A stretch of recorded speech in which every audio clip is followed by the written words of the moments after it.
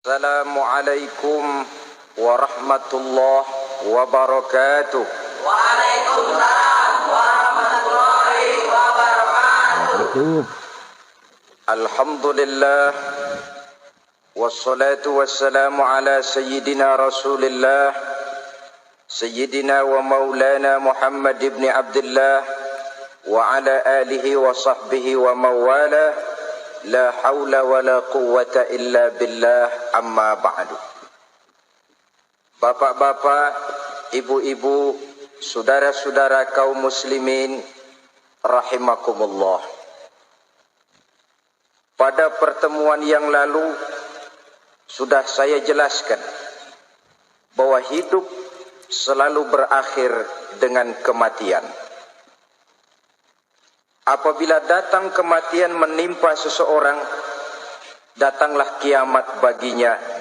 Itu yang disebut dengan kiamat kecil. Hakikatnya mati adalah perpindahan dari kehidupan di dunia ini menuju kehidupan di alam barzakh. Menunggu kita di alam barzakh sampai datangnya saat kiamat. Entah 10 tahun, entah 100 tahun, entah 1000 tahun, hanya Allah saja yang maha tahu. Adapun orang-orang beriman yang melakukan amal kebajikan dalam kehidupan di dunia ini, masa penantian yang lama di alam barzakh buat mereka sebentar saja. Tetapi bagi orang-orang kafir yang ingkar, yang tidak beriman kepada Allah, yang hidup di dunia cuma menumpuk-numpuk dosa, tentu penantian di alam barzakh akan merupakan waktu yang sangat lama. Bukankah dalam kehidupan kita waktu itu memang relatif? Contoh misalnya, bagi pemuda-pemudi yang sedang duduk asyik memadu cinta, waktu 4-5 jam saja rasanya cuma 4-5 menit. Tenggelam oleh keasyikan. Tapi buat orang yang berbaring di rumah sakit, meratap di balik-balik apa itu tembok derita kata lagu, di balik dinding-dinding penjara, sehari bagai seminggu, seminggu rasa sebulan, sebulan boleh jadi rasa setahun. Penantian yang sangat lama. Kapan kiamat itu akan datang? Ini rahasia Allah. Jangankan kita yang orang awam, baginda Nabi sendiri tidak diberitahu oleh Allah kapan kiamat itu akan terjadi. Tetapi sungguh pun demikian, banyak hadis-hadis yang menjelaskan ciri atau tanda-tanda datangnya kiamat. Nah, kalau sudah bicara soal tanda, tanda kiamat itu ada dua. Pertama yang disebut alamatus sughra, tanda-tanda kecil. Ini waktunya masih ada tenggang. Ada yang dinamakan alamatul kubra, tanda-tanda besar. Artinya kiamat sudah diambang pintu. Apa tanda-tanda kecil dari datangnya hari kiamat itu?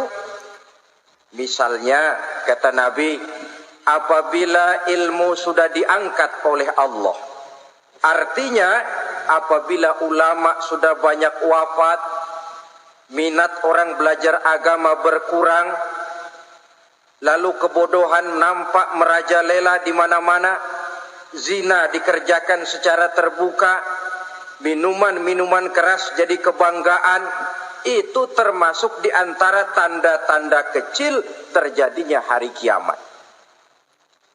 Apalagi misalnya iza waladatil ammatu rabbataha, apabila budak sudah melahirkan tuan. Apa maksudnya? Ada yang mentafsirkan apabila anak sudah bisa membudaki orang tuanya. Orang tua yang melahirkan dia, yang membesarkan dia, demi setelah si anak besar jadi orang berpangkat, bertitel, berharta, berkedudukan, jadilah orang tua itu budaknya. Sehingga sering dibilang kalau orang tua kaya, anak jadi raja. Tapi kalau anak yang kaya, orang tua sering jadi budak. Apalagi munculnya fitnah yang bergelombang, timbul perang antara dua bangsa yang besar, waktu berjalan terasa sangat pendek sekali. Itu merupakan tanda di antara tanda-tanda kiamat. Termasuk di dalamnya sulit membedakan mana laki, mana perempuan. Kan kalau tanda-tanda kayak begini sekarang sudah banyak kita lihat kan. Ulama banyak wafat, penggantinya sulit. Zina dikerjakan berterang-terangan, minuman keras jadi kebanggaan. Banyak anak membudaki orang tuanya, sulit membedakan mana laki, mana perempuan. Kadang-kadang dari belakang kita lihat perempuan benar, begitu kita colek nengok jenggotan.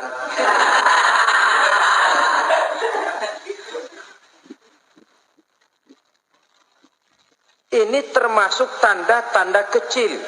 Masih ada tenggang sampai akan terjadinya kiamat itu. Nah, yang dimaksud dengan tanda-tanda besar, ini tanda besar artinya kiamat sudah di ambang pintu. Pertama, matahari terbit dari sebelah barat. Apabila matahari sudah terbit dari arah sebelah barat, tertutuplah sudah pintu taubat. Bersabda Nabi kita, la taqumus sa'atu hatta tatlu'a syamsu min maghribiha. Tidak akan datang hari kiamat sampai matahari terbit dari arah sebelah barat. Wa iza tala'at, manakala matahari telah terbit dari arah sebelah barat, wara'ahan nasu, manusia banyak menyaksikan itu, amanu ajma'un, mereka pun lalu beriman. Yang tadinya kafir, yang tadinya ingkar, yang tadinya membangkang, setelah melihat matahari terbit dari sebelah barat, buru-buru beriman, berlomba-lomba mengucap dua kalimat syahadat. Tapi apa yang terjadi? Kata Nabi, wadzalika hina la yanfa'u nafsan imanuha lam takun amanat min qabl. Hari itu adalah hari yang iman sudah tidak berguna lagi bagi seseorang apabila sebelumnya memang dia tidak pernah beriman. Au kasabat fi imaniha khaira, atau beriman tetapi tidak pernah melakukan kebajikan di dalam keimanannya itu. Hari yang sudah kasib, hari yang sudah terlambat, beriman tidak akan ada gunanya lagi. Ini pelajaran buat kita. Sebelum sang surya terbit dari sebelah barat, sebelum nafas sampai di tenggorokan, artinya pintu taubat masih terbuka. Kalau dua hal itu sudah terwujud, nafas sudah sampai di kerongkongan, atau matahari sudah terbit dari arah sebelah barat, tertutuplah sudah pintu taubat. Tak ada lagi gunanya pangkat, jabatan, harta, bahkan beriman pun dalam suasana macam itu. Too late, kata orang Kulon. Sudah terlambat. Matahari terbit dari arah sebelah barat. Itu tanda besar, artinya kiamat sudah di ambang pintu. Lalu apalagi tanda besar? Munculnya Dajjal. Dajjal artinya pendusta-pendusta yang menyesatkan manusia. Ada dua macam Dajjal, saudara. Ada Dajjal kecil. Ini Dajjal kelas teri. Kalau ini sejak zaman Rasulullah sudah ada itu. Tiap zaman ada.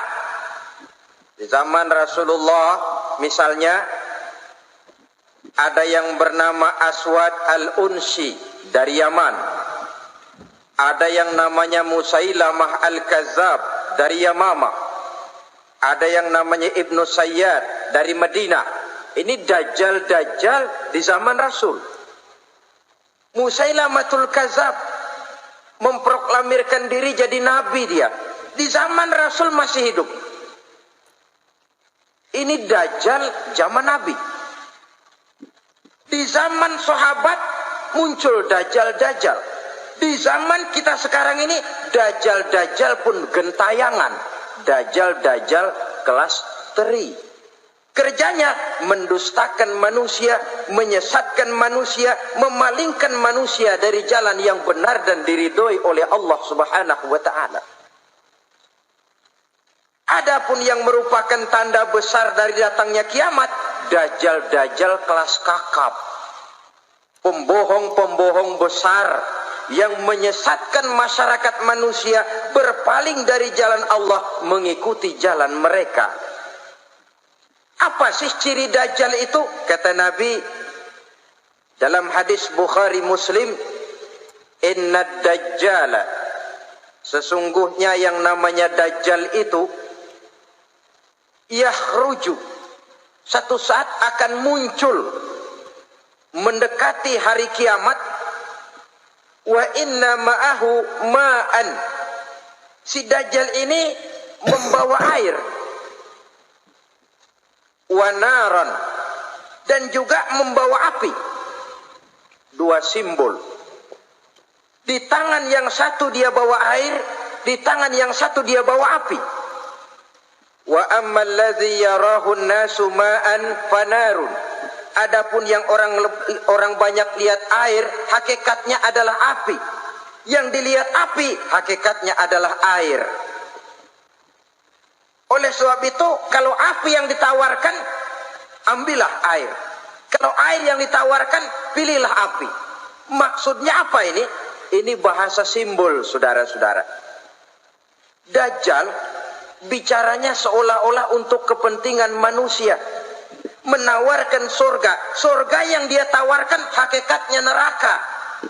Hai manusia, kalau kau mau bahagia, jangan dekat-dekat dengan agama. Solat itu tidak efektif dan efisien, tidak produktif dari segi ekonomi itu. Menghadiri majelis taklim cuma buang-buang waktu. Tahajud, tasbih, tahlil, baca Quran, apa itu? Pekerjaan mubazir saja. Hidup ini cuma sekali, masa yang cuma sekali, manfaatkan dengan sebaik-baiknya. Mumpung, dibawanya sifat mumpung tetapi dalam pengertian yang sangat negatif. Bicaranya seolah-olah untuk kepentingan manusia, tetapi sebenarnya menjerumuskan manusia. Menawarkan air, tapi sebenarnya api. Menawarkan api, tapi hakikatnya air. Buat apa kamu sholat? Buat apa kamu bayar zakat? Buat apa kamu puasa? Surga yang dicanangkan Dajjal, hakikatnya neraka. Neraka yang digambarkan Dajjal, pada dasarnya adalah surga. Jadi memutarbalikan fakta itu kerjaan Dajjal. Yang hak jadi batil, yang batil dibilang hak, yang benar jadi salah, yang salah malah jadi benar. Tuntunan disuruh jadi tontonan, tontonan malah menjadi tuntunan. Itu pekerjaan Dajjal profesinya. Zamannya Nabi Adam, Dajjalnya kan iblis. Betul? Betul. Apa sih gang kerayuan iblis itu? Allah setelah menciptakan Nabi Adam kan bilang, Adam, kau dan istrimu Hawa tinggal di surga ini. Seluruh fasilitas yang ada di surga persilahkan kau nikmati. Satu yang tidak boleh, jangan coba-coba dekati pohon khuldi. Dekat saja jangan, apalagi sampai memetiknya. Datang Dajjal yang namanya iblis ini. Adam, kamu tahu nggak kenapa tidak boleh makan buah khuldi? Ya nggak tahu, pokoknya saya dilarang. Bodoh kamu Dam. Khuldun artinya kekal. Kalau kamu makan itu buah, kau akan kekal di surga buat selamanya. Allah tidak kepengen, maka dilarang kamu makan buah khuldi. Kalau kau ingin kekal di surga Adam, makan saja. Saya bicara begini ini untuk kepentingan kamu Adam. Ini kan ciri-ciri Dajjal.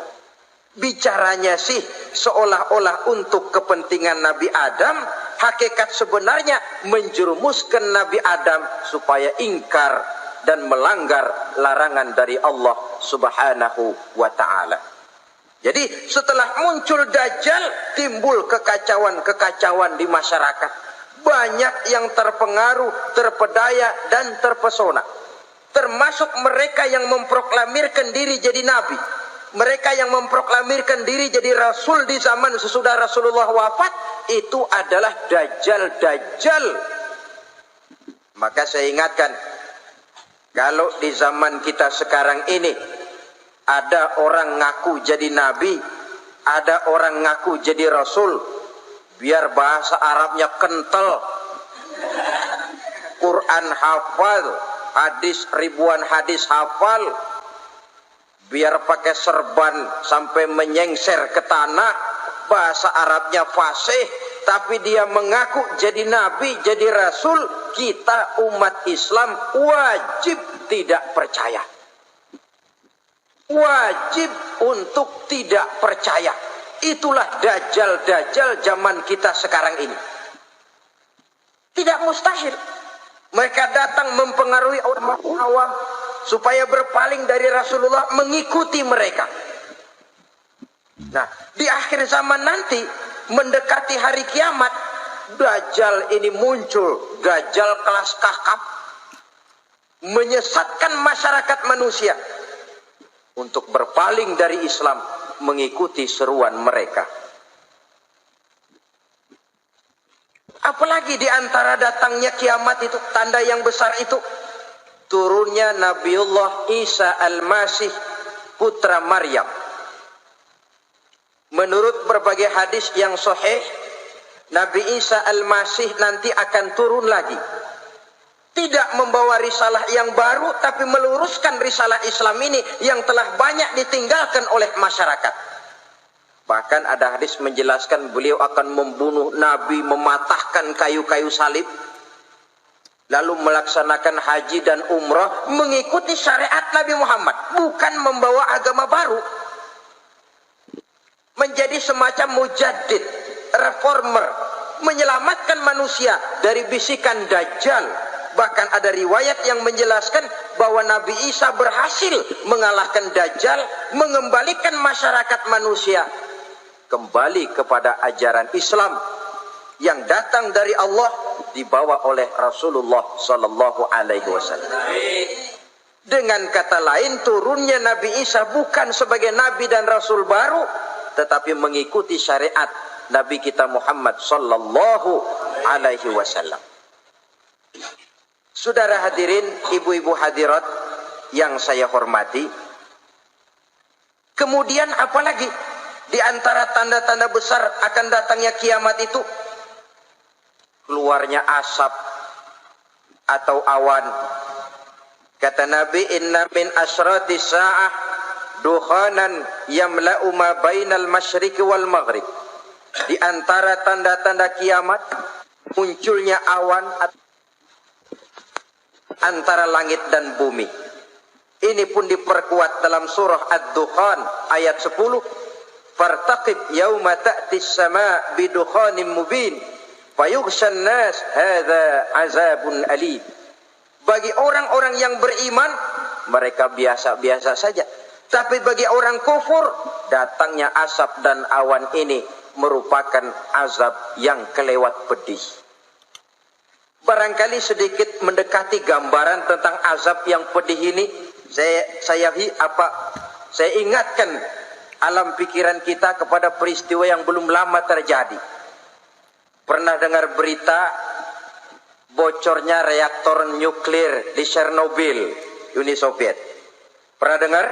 Nah, bocornya reaktor nuklir di Chernobyl yang mengakibatkan ratusan bahkan sangat mungkin ribuan nyawa. Cuma satu reaktor. Bagaimana kalau seluruh cadangan nuklir yang dimiliki oleh para negara adik kuasa ini diledakkan? Bahkan yang konon menurut catatan cadangan nuklir yang dimiliki bersama oleh Amerika dan Rusia sekarang ini sudah sanggup memusnahkan 6 miliar manusia. 1,5 kali lebih banyak dari jumlah manusia yang nongkrong di permukaan bumi ini. Saudara-saudara hadirin yang saya hormati, lalu saat mendekati hari kiamat, apalagi tandanya? Setelah Nabi Isa wafat, pada saat turunnya yang kedua kali, lalu Allah meniupkan angin sejuk. Semua orang-orang beriman, orang-orang baik wafat, sehingga penghuni bumi ini cuma tinggal lagi terdiri dari orang-orang kafir. Tidak ada lagi di bumi ini yang bisa mengucapkan Allah. Sehingga dalam hadis qudsi itu ada keterangan, Innallaha azza wa jalla yaqulu li Israfil. Allah pernah pesan kepada malaikat Israfil. Kata Allah, Israfil, Iza sami'ta qailan yaqul Allah, Allah, fa akhirin nafakh 40 sanatan ikraman liqailiha. Hai Israfil, apabila kau dengar di permukaan bumi masih banyak orang yang mengucapkan Allah, Allah, maka tunda sangkakala kiamat itu 40 tahun. Untuk apa? Ikraman liqailiha, menghormati orang yang mengucapkan Allah, Allah itu. Wah, jadi karena sekarang masih banyak yang mengucapkan Allah, besar hatilah kita, masih jauh kiamat itu. Tapi jangan lupa, kiamat pribadi, kiamat kecil, itu yang gak kita sangka-sangka. Ajal datang mencabut nyawa, itu kiamat pribadi. Dan itu yang pasti kita hadapi. Dan itu yang membuat kita tidak boleh bersikap main-main di dalam kehidupan sekarang ini. Saudara hadirin yang saya hormati, tidak ada lagi orang-orang muslim. Seluruh penduduk dunia ini kafir. Lalu terciptalah struktur sosial yang berlandaskan prinsip hidup semau gue.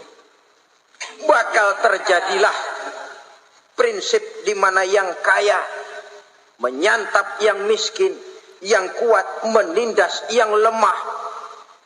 Hidup sudah bagaikan di rimba belantara. Berlaku hukum rimba. Siapa yang kuat dia yang menang. Siapa yang lemah menjadi mangsa. Timbul kekacauan. Maksiat merajalela. Munkarat menjadi-jadi. Sehingga isi bumi ini penuh dengan segala macam perbuatan dosa. Tidak ada perlunya lagi alam diperpanjang temponya. Datang saat yang sudah dijanjikan oleh Allah Azza wa Jalla, maka terjadilah yang disebut kiamat kubra, kiamat besar, kiamat ancur-ancuran. Bagaimana kejadian ini dimulai? Dalam surah Az-Zumar ayat 68, Allah Subhanahu wa taala berfirman, "Wa nufikha fis-suri fasa'iqa man fis samawati wa man fil ardi illa man sya'allahu." Maka manakala ditiuplah sangkakala, terkejutlah seluruh yang ada di langit dan seluruh yang ada di bumi. Bila saat kiamat datang, Allah perintah malaikat Israfil, Israfil, tiup sangkakalamu. Ditiuplah sangkakala oleh malaikat Israfil. Yang akibat daripada tiupan itu, seluruh yang ada di langit, seluruh yang ada di permukaan bumi terkejut. Yang ada di langit siapa? Malaikat kan. Bayangin aja kalau malaikat kaget, apalagi kita. Terkejut seluruh makhluk yang ada di bumi, yang ada di langit mendengar suara sangkakala itu. Bunyinya tidak sanggup kita bayangkan dahsyatnya. Ledakan nuklir, ledakan neutron, belum apa-apa ketimbang bunyi sangkakala malaikat Israfil ini. Nah, lalu mendengar bunyi sangkakala ini, gemparlah makhluk, kacaulah alam. Bumi gempa, planet-planet bertabrakan, gunung meletus, air laut tumpah ke darat, angin topan bertiup, halilintar menyambar. Lalu semua yang bernama hidup mati total. Mati bareng tanpa persiapan. La haula wala quwata illa billah. Saya kadang-kadang dalam tafakur bermohon, ya Allah, mudah-mudahan saya enggak nemuin kiamat beneran. Ngeri. Tidak bisa kita bayangkan macam apa suasana seperti itu. Allah saja banyak memberikan gambaran, misalnya Al-Qari'ah, wa mal Qari'ah, wa ma adraka mal Qari'ah. Kejadian yang menggemparkan. Tahukah kamu apa kejadian yang menggemparkan itu? Yauma yakunun nasu kal farasil mabsus wa takunul jibalu kal ihnil manfus. Pada saat itu manusia berterbangan bagai kupu-kupu. Gunung berterbangan seperti kapas ditiup angin. Gunung saja macam kapas, konon lagi manusia. Kematian total, mulai semut sampai gajah mati. Jin mati, iblis mati, malaikat mati. Oh, malaikat saja mati. Saudara hadirin yang saya hormati, kematian total yang tanpa persiapan. Orang bilang, Pak, kalau mati bareng begitu yang repot malaikat maut dong ya. Cabut sana, cabut sini. Itu kalau menurut logika kita. Mestinya begitu menurut logika. Tapi logika juga yang nggak perlu serepot itu. Sebab untuk mematikan listrik di wilayah DKI, di wilayah Jakarta, nggak perlu tiap rumah didatengin, matiin, ya lama. Cukup dari kantor pusatnya saja PLN, tekan satu tombol, gelaplah seluruh Jakarta. Saudara hadirin yang saya hormati, kematian total. Lalu setelah kematian total, planet-planet juga mati, dalam arti tidak bergerak dan beredar. Angin mati, dalam arti tidak bertiup. Air mati, dalam arti tidak ada riak gelombang. Pokoknya semua mati. Kullu nafsin za'iqatul maut. Semua yang bernafas mati. Dalam ayat lain, kullu man 'alaiha fan. Semua yang ada di permukaan bumi fana. Yang kekal cuma Allah Subhanahu wa ta'ala. Yang paling belakang mati, malaikat maut dan malaikat Israfil. Tapi mati juga sesuai dengan janji Allah. 10 lamanya. Tidak dijelaskan oleh Abi Hurairah 40 jam, apa 40 hari, apa 40 tahun. Hadis-hadis cuma menyebutkan 40 saja. Sunyi alam. Yang tinggal cuma Allah saja lagi. Ketika itu Allah berseru-seru, katanya, limanil mulkul yauma. Siapa para penguasa hari ini? Mana itu raja-raja dan penguasa yang dulu mengaku jadi Tuhan? Fir'aun. Mana Fir'aun sekarang? Yang dulu jadi raja, merasa berhasil, sombong, lalu tidak mau turun-turun dari kekuasaannya, sampai kepada puncak kekurang ajarannya mengangkat diri jadi Tuhan. Mana itu Fir'aun? Namrus. Mana sekarang Namrus? La ilaha illa ana. Ternyata tidak ada Tuhan lain selain daripada aku, kata Allah. Proses kemudian, saudara-saudara, turunlah hujan dari langit. 40 lamanya hujan itu. Tidak jelas juga 40 jam apa 40 hari. Setelah air turun membasahi, datanglah tiupan sangkakala yang kedua. Semua yang bernama mati bangkit dari kuburnya masing-masing. Ini yang disebut Yaumul Ba'thi, hari kebangkitan. Allahu Akbar. Pada saat kita bangkit dari kubur kita masing-masing, kumpul di padang mahsyar namanya. Bayangin aja, saya sendiri nggak sanggup bayangin. Manusia sejak zaman Adam sampai zaman kiamat kumpul bareng di tempat sama. Berapa banyaknya itu?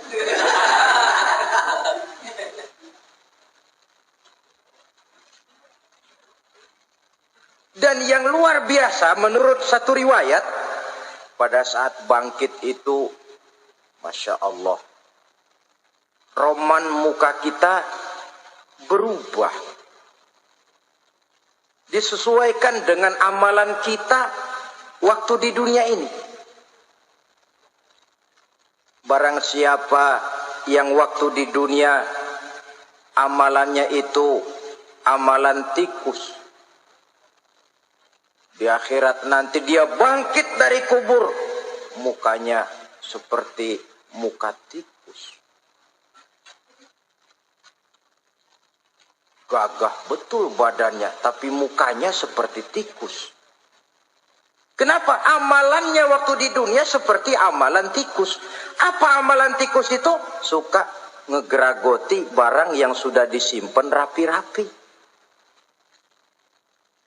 Orang sudah simpan uang rapi-rapi, simpan perhiasan rapi-rapi, digeragoti oleh tikus. Maling-maling, pencoleng-pencoleng, koruptor-koruptor. Itu nanti di akhirat nanti kita lihat mukanya seperti muka tikus. Oh ini waktu di dunia suka nyolong. Mukanya seperti muka tikus.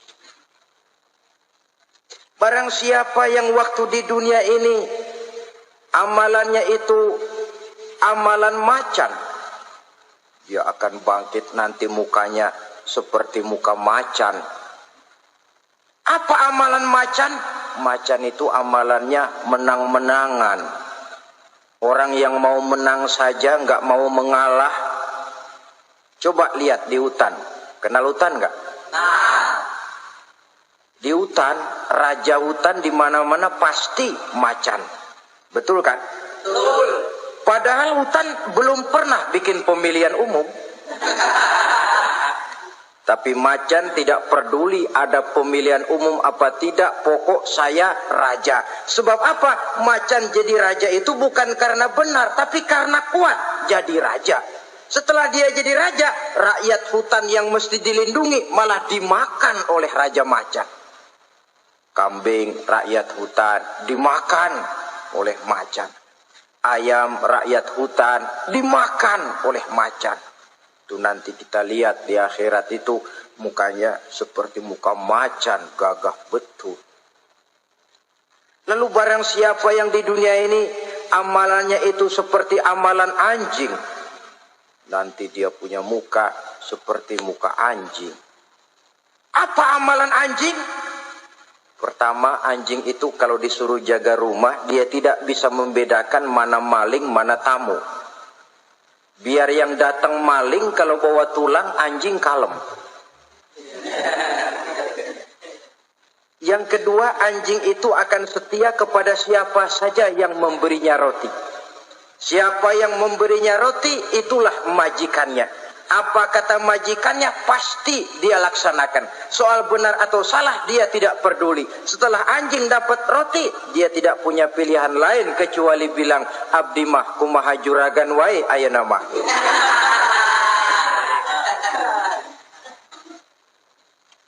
Saudara hadirin yang saya hormati, berkumpul di padang mahsyar, tiap orang sibuk dengan persoalannya masing-masing. Matahari waktu itu didekatkan oleh Allah. Panas luar biasa. Ada yang saking panasnya itu mencucurkan peluh keringat sampai sebatas mata kakinya. Ada yang keringatnya sampai sedengkulnya. Ada yang keringatnya sampai sepusatnya. Ada yang keringatnya mengalir sampai sebahunya. Ada yang kelelap oleh keringatnya sendiri, sementara orang di sampingnya enggak apa-apa. Bergantung lagi amalan dia waktu di dunia ini. Saudara-saudara, sebagian orang dalam kepanikan padang mahsyar berombong-rombong datang mereka menghadap Nabi Adam. Ya Adam, anta abal bashar. Hai Adam, Tuhan adalah bapak moyang manusia. Kami sebentar lagi akan disidang, dimintakan pertanggungan jawab. Tolonglah kami, hai Adam. Kata Nabi Adam, jangankan nolongin sampean, saya sendiri tanggung jawab di hadapan Allah ketika dulu tidak boleh makan khuldi, saya serobot. Sudahlah, urus diri masing-masing saja, nafsi. Begitu kata Nabi Nuh, begitu kata Nabi Ibrahim. Tiap orang bertanggung jawab sendiri-sendiri. Ketika itulah saudara-saudara, nikmatnya menjadi umat Nabi besar Muhammad sallallahu alaihi wasallam. Sebab apa? Walaupun menurut abjad kita ini umat paling belakang, karena paling belakang kita ini toh, karena Nabi Muhammad adalah Nabi akhir, tapi akan dihisab lebih dulu, lewat di atas sirat lebih dulu, masuk surga lebih dahulu ketimbang umat-umat belakangan. Ketika Rasul mendekati ajal, beliau tanyakan itu kepada malaikat Jibril. Malaikat Jibril berkata, Muhammad jangan khawatir, Allah sudah berjanji, inni haramtul jannata ala sairil anbiya hatta tadkhulaha anta wa haramtuha ala sairil umami hatta tadkhulaha ummatuka. Surga aku haramkan buat seluruh nabi kecuali kalau engkau Muhammad sudah masuk ke dalamnya. Dan surga aku haramkan buat seluruh umat kecuali kalau umatmu Muhammad sudah masuk ke dalamnya. Logikanya, walaupun menurut abjad kita umat paling belakang, bakal dihisab paling dulu, lewat di atas sirat paling dulu, masuk surga paling dulu, kalau mampir ke neraka juga paling ya resiko. Jangan mau enaknya aja paling dulu. Saudara hadirin yang saya hormati, setelah masa kebangkitan itu jangan dikira begitu bangkit langsung diperiksa. Masih menunggu menanti ribuan tahun perhitungan padang mahsyar untuk sampai kepada proses yang disebut yaumul hisab, hari perhitungan. Seorang demi seorang bakal dipanggil. Bayangkan saja, kita se-RT saja di absen, kadang-kadang perlu waktu lama. Ini manusia sejak zaman Nabi Adam sampai datang hari kiamat, satu demi satu disidang di hadapan Qadhi Rabbul Jalil. Status sosial copot sudah waktu itu. Yang pernah jadi hartawan di situ tidak lagi kelihatan kehartawanannya. Yang pernah jadi jenderal tidak lagi dipanggil jenderalnya. Yang ustadz tidak lagi dipanggil al-mukarramnya. Seluruh status sosial selesai. Dipanggillah kita seorang demi seorang menghadap Qadhi Rabbul Jalil. Bagaimana proses penghisaban itu? Pertama, proses tanya jawab. Di antaranya ada hadis menyatakan, lan tazula qadama 'abdin yaumal qiyamah hatta yus'ala an arba'i khisalin. Besok di hari kiamat tidak akan bergeser telapak kaki seorang hamba sampai dia ditanya lebih dulu tentang 4 persoalan. Tentang ilmunya. Kemana ilmu itu diamalkan? Tentang umurnya. Di mana umur itu dihabiskan? Tentang masa mudanya. Kemana masa muda itu dipakai? tentang hartanya, dari mana harta itu didapat dan kemana harta itu dibelanjakan. Ini termasuk proses tanya jawab. Jadi kalau istilah pengadilan dunia, nama Fulan bin Fulan. Kamu waktu di dunia diberikan umur panjang untuk apa? Pernah mengalami masa muda, kemana kau habiskan masa remajamu? Kau diamanahkan ilmu, dengan apa ilmumu kau amalkan? Kau diberikan harta, dari mana harta kau dapat, kemana kau belanjakan? Tak seorang pun yang bisa mungkir. Sebab apa? Dikala itu yang menjadi saksi bukan orang. Yang menjadi saksi adalah seluruh anggota badan kita. Tangan bicara, kaki jadi saksi terhadap seluruh amalan yang pernah kita kerjakan pada saat kehidupan di alam dunia ini. Selesai proses tanya jawab, lalu diperlihatkan buku catatan kita waktu hidup di dunia ini. Jangan lupa Allah itu menyiapkan 2 superkomputer kepada kita.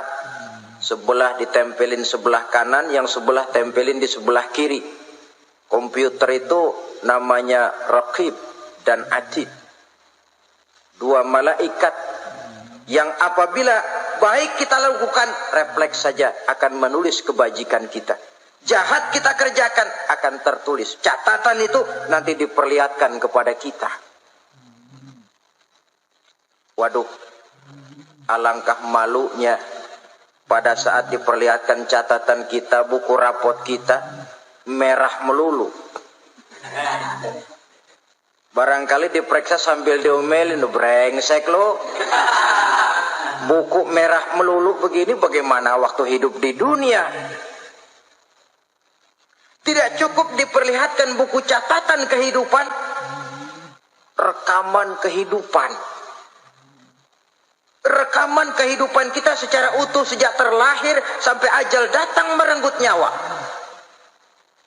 Barangkali mirip dengan video sekarang ini, di mana terekam dengan baik seluruh kegiatan kita sejak yang sekecil-kecilnya sampai kepada yang sebesar-besarnya. Untuk kemudian kita pun menerima balasan. In khairan fa khairun wa in syarran fa syarrun. Kalau baik ya baik balasannya, kalau jahat ya jahat juga balasannya. Catatan-catatan kita diberikan. Kalau banyak kebajikannya diberikan di tangan kanan dengan cara yang halus. Kalau banyak kejahatannya diberikan dari sebelah kiri atau dilempar dari belakang. Itulah sebabnya sejak di dunia ini kita sudah mohon kepada Allah. Ketika berwudu membasuh tangan kanan, apa kita bilang? Allahumma a'tini kitabi biyamini wa hasibni hisaban yasira. Ya Allah, berikan saya kitab di tangan kanan, dan kalau saya memang perlu dihisap, hisaplah saya yang seringan-ringannya. Tangan kiri berlindung kita kepada Allah. Jangan sampai diberikan kitab di tangan kiri atau dari arah sebelah belakang.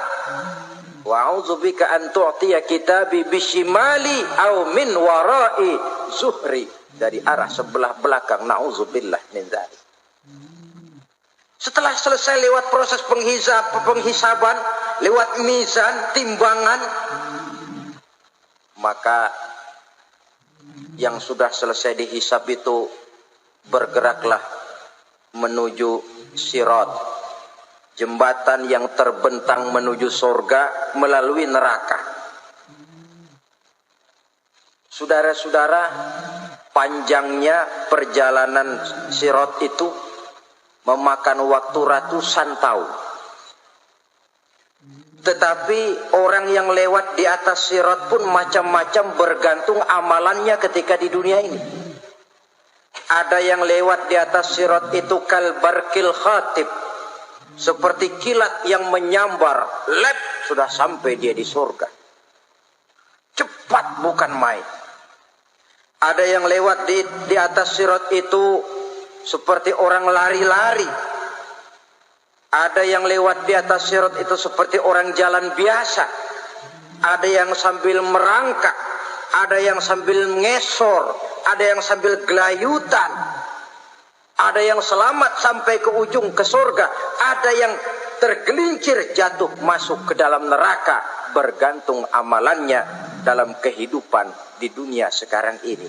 Tiap kita akan melewati yang namanya sirat ini. Saudara-saudara kaum muslimin yang saya hormati, dengan demikian mereka yang selamat melalui sirat sampai ke terminal akhir surga, mereka yang ketika dihisab ternyata banyak kejahatannya daripada kebaikannya, mereka singgah di dalam neraka. Nah, adapun orang-orang yang beriman menurut ayat Quran dan hadis Nabi itu nanti ada bermacam-macam. Ada orang beriman itu yang dimasukkan surga. Ada orang beriman itu yang dimasukkan ke dalam surga. Ada orang beriman itu yang disebut penduduk surga. Kenapa lain-lain, Pak? Karena waktu di dunia amalannya juga lain-lain. Ada orang beriman yang masuk surga. Ini paling murah tiketnya. Mau masuk surga? Kata Nabi begini, ma min abdin qala la ilaha illallah thumma mata ala dhalik illa dakhalal jannah. Kalau seorang hamba sudah mengucap dua kalimat syahadat, dia yakin dengan kebenaran kalimat itu sampai matinya, orang itu akan masuk surga.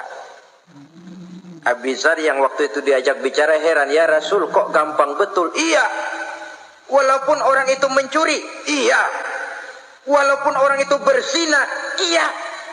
Biar dia mencuri, biar dia berzina, kalau dia sudah mengucap dua kalimat syahadat, dia yakin dengan kebenaran kalimat itu sampai matinya, itu orang akan masuk surga.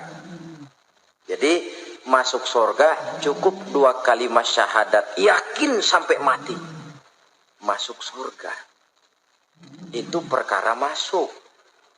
Tapi kalau pertanyaannya diterusin, masuknya kapan, Pak? Nah, ini lain lagi urusannya. Sebab ada yang masuknya itu langsung, ada yang mampir dulu. Di sana tempat cuma dua. Kalau tidak surga, neraka. Mau ke surga, tapi mampir dulu. Yang mampirnya jelas di neraka. Kenapa? Dalam hadis qudsi ada riwayat, nanti itu di akhirat, setelah Allah selesai mengatur penduduk surga masuk surga, yang neraka masuk neraka, Allah berkata kepada malaikat Malik, malaikat Malik, labaik ya Allah, itu bajingan-bajingan tengik, manusia-manusia durjana yang waktu di dunia tidak mau sujud, jauh dari ulama, gemar melakukan yang munkarat dan maksiat, hidup di tengah masyarakat selalu jadi bibit keonaran, kufur, sudah masuk neraka semua. Sudah ya Allah. Nah, kalau sudah, coba sekarang kamu masuk, Malik. Saya. Iya. Masuk neraka. Mau apa ya Allah? Kata Allah, akhriju minan nar man kana fi qalbihi misqala habatin min khardalin min iman. Kau masuk neraka, cari di dalam neraka orang-orang yang ada imannya walaupun kecil sebesar biji zarah, angkat mereka keluar. Masuk malaikat Malik ke neraka, cari orang yang ada imannya, korek-korek. Ya repot, udah pada gosong. Yang ada imannya diangkat ke atas, yang ada imannya diangkat ke atas, lalu dimandikan di Nahrul Hayat, namanya sungai kehidupan di akhirat nanti. Cakep lagi rupanya, bersih lagi wajahnya, apel di hadapan Allah. Kata Allah, bagaimana mas? Kapok nggak sampean? Kapok ya Allah. Nah, kalau kapok, idhab fadkhulil jannah, pergi masuk surga sana. Berangkat mereka ke surga. ketemu sama teman-temannya yang udah sampai lebih dulu, yang nggak pakai mampir lagi. Terjadi dialog. Kata teman-temannya yang udah pada nyampe duluan, Mas, iya, emang baru sampai? Oh, saya baru sampai. Memang mampir di mana dulu, Mas? Kita sudah lama sampai di surga. Saudara buka surah Al-Muddatsir ayat 34-35. Masalakakum fis saqar? Kenapa kamu mampir di neraka Saqar? Qalu lam naku minal musallin. Mereka menjawab, kami mampir di neraka Saqar, Mas, gara-gara dulunya kami waktu di dunia ndak pernah sholat. Ndak pernah sholat? Ndak pernah. Kan rumahnya dekat masjid, cuma dekat doang, Mas. Sholat mah enggak saya. Enggak pernah ngasih makan fakir miskin, enggak pernah hadir di majelis taklim, pendeknya enggak pernah melakukan kebajikan, maka saya pun mampir di neraka Saqar. Untung betul saya punya iman, Mas, sedikit. Waktu hidup di dunia dulu saya pernah mengucap 2 kalimat syahadat, sekali-kalinya waktu mau kawin. Masya Allah. Untung saja kawin, kalau nggak kawin polos.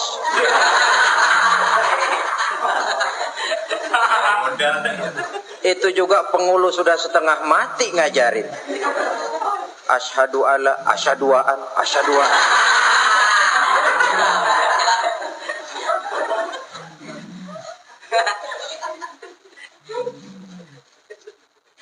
Ini namanya masuk surga, ada mampir dulu. Ada pula orang mukmin itu yang dimasukkan surga. Namanya dimasukkan kan terima beres. Saya masuk ke rumah, jalan sendiri, cari tempat sendiri. Saya dimasukkan ke dalam rumah, terima beres, pokok ada di dalam, itu dimasukkan namanya. Nggak pakai mampir. Tapi tentu tiketnya lebih mahal ketimbang yang pertama tadi. Apa kata Allah? Innal ladzina amanu wa 'amilus shalihat la ukaffiranna 'anhum sayyi'atihim wa la udkhilannahum jannah. Sesungguhnya orang-orang yang beriman kemudian beramal soleh, kami hapuskan segala dosa dan kesalahannya, kami masukkan mereka ke dalam surga. Lihat ayatnya. Allah yang memasukkan, kita yang dimasukkan. Tidak pakai transit, tidak usah mampir. Cuma tidak cukup syahadat, tidak cukup amanu, tapi diiringi dengan wa'amilus salih. Iman, amal. Tidak cukup syahadat, lalu dibuktikan dia sholat, dia zakat, puasa, lalu dia melakukan berbagai macam kebajikan. Ini yang menyebabkan dia tidak pakai mampir di tempat yang bernama Saqar. Lalu ada pula orang mukmin itu yang disebut penduduk surga. Wah, ini sudah VIP ini. Ashabul jannah, penduduk surga. Siapa mereka? Kata Allah, innal ladzina amanu summa istaqamu fala khaufun 'alaihim wala hum yahzanun ulaika ashabul jannah hum fiha khalidun. Sesungguhnya orang-orang yang beriman lalu istiqamah, tetap dalam melaksanakan perintah Allah, tidak goyah, tidak labil tapi stabil, istiqamah, mereka tidak takut dan tidak bersedih hati, merekalah penduduk surga. Iman, istiqamah. Tidak punya duit, sembahyang. Banyak duit, sembahyang. Miskin, sembahyang. Kaya, tetap sembahyang. Istiqamah. Kadang orang kalau susah, rajin ke masjid. Banyak duitnya, ngelihat masjid melengos. Waktu miskin hamba Allah, setelah kaya jadi hamba harta. Bergeser, tidak ada nilai istiqomahnya. Saudara-saudara, dengan begitu penduduk neraka itu dua. Ada penduduk permanen, ada penduduk yang semi permanen. Yang semi permanen orang-orang beriman yang mempunyai dosa besar. Mereka masuk ke neraka untuk menerima azab sesuai dengan dosanya. Bila selesai masa azab itu, mereka akan diangkat untuk ditempatkan kembali ke dalam surganya Allah Subhanahu wa ta'ala.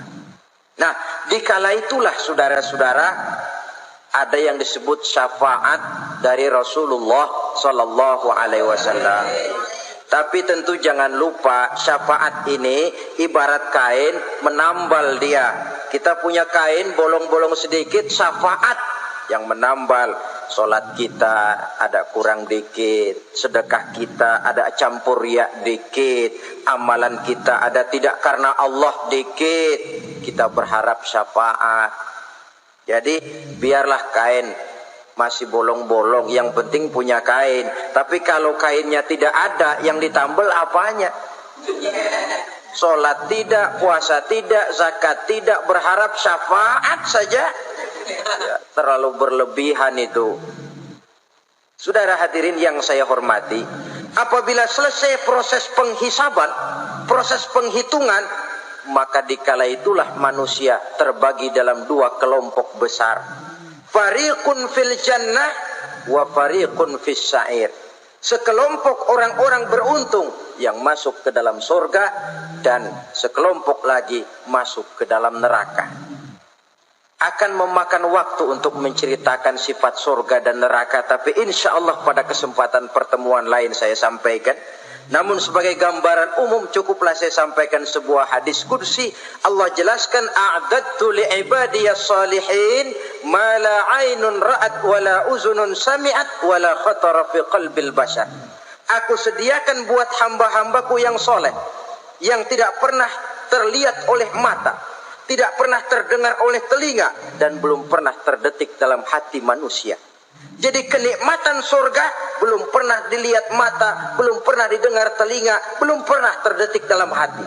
Pedihnya azab neraka belum pernah terlihat mata, belum pernah terdengar telinga, belum pernah terdetik dalam hati.